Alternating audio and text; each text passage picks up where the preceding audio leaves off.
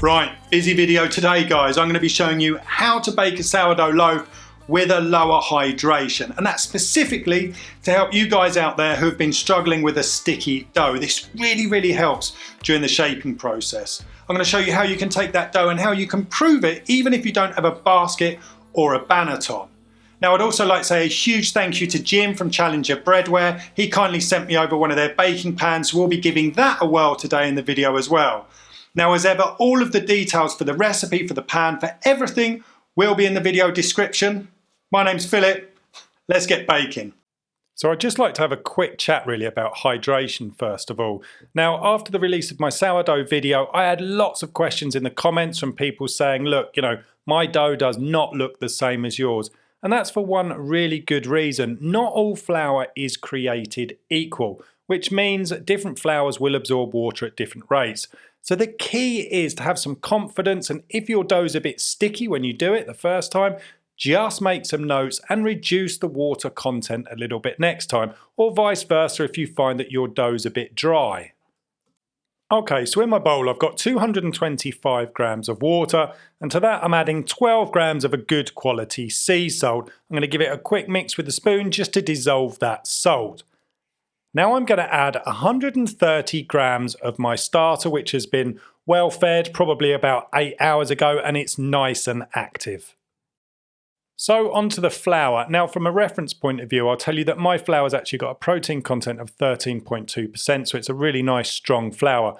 But that does not mean that you need to use the same. As long as you choose a flour that's got a protein content of 12% or above, or a flour that's been designed for bread making, you're going to be good to go. Now to my bowl I'm adding 375 grams of that flour, and then I'm going to give it a quick stir with a spoon just to get everything incorporated, then wet my hand and I'm going to scrunch all of the ingredients together just to make sure that the starter's been quite well distributed through the other ingredients.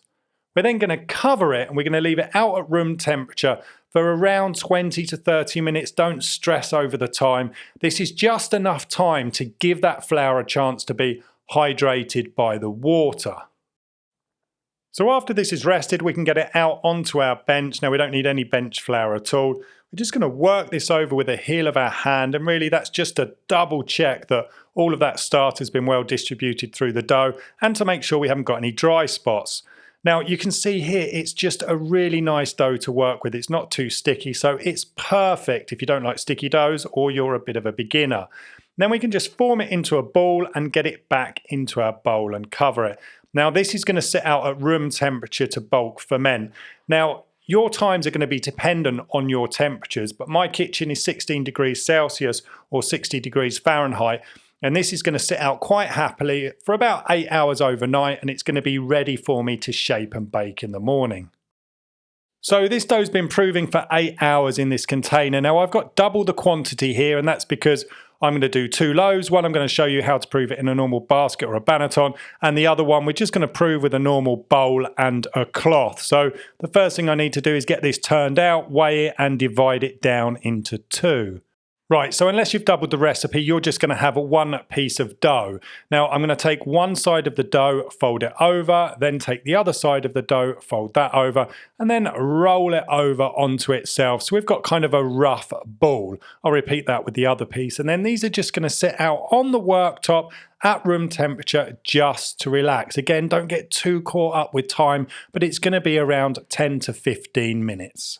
Now they've rested, I'll run you through 2 different ways that you can proof this, one using a normal basket or a banneton, and the other one just using a bowl and a cloth for anybody out there who doesn't have a basket. So make sure your basket's been dusted well first with flour, and then just give your dough just a light sprinkling on the top so we can turn it over and it doesn't stick to the worktop. And then all we're going to do is roll this up like a sausage, and we're going to push forward as we roll it and tuck in the ends every now and again so we end up with a nice plump sausage shape. And every time you turn it over, you just push down on the back seam to make sure that the dough's well sealed. Now this is a super easy piece of dough to work with, so you shouldn't have too much trouble with it being too sticky.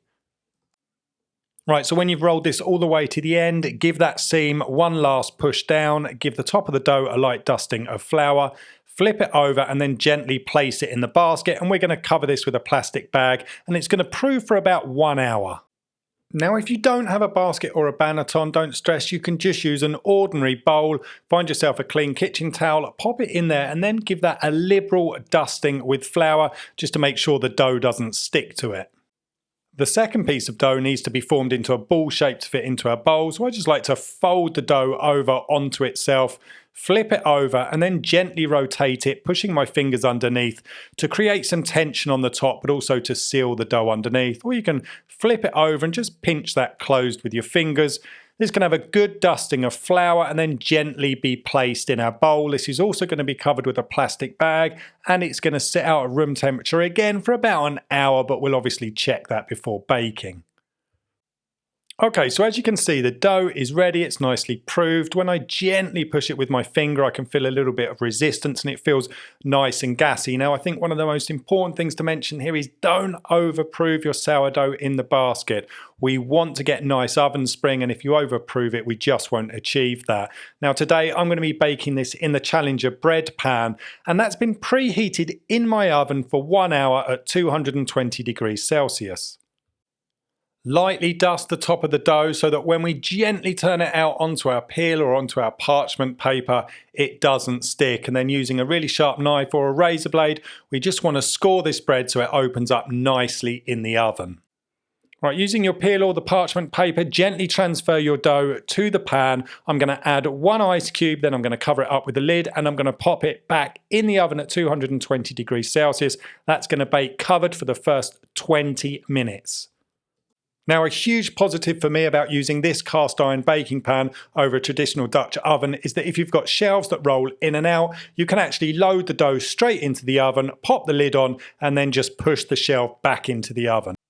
After the first 20 minutes, take the lid off and then pop this back in the oven to continue cooking at 220 degrees Celsius. Now, here's my loaf after another 30 minutes cooking, which has got the colour that's perfect for me on the outside. Now for our other piece of dough that's been proofed in the bowl with a tea towel. Now, exactly the same as the first process, we're going to dust the top and gently turn it out onto our peel. But because this is just a little bit of a lower hydration, it makes it really easy to turn out of that tea towel. You can just tip it out onto your hand and then gently place it on the peel.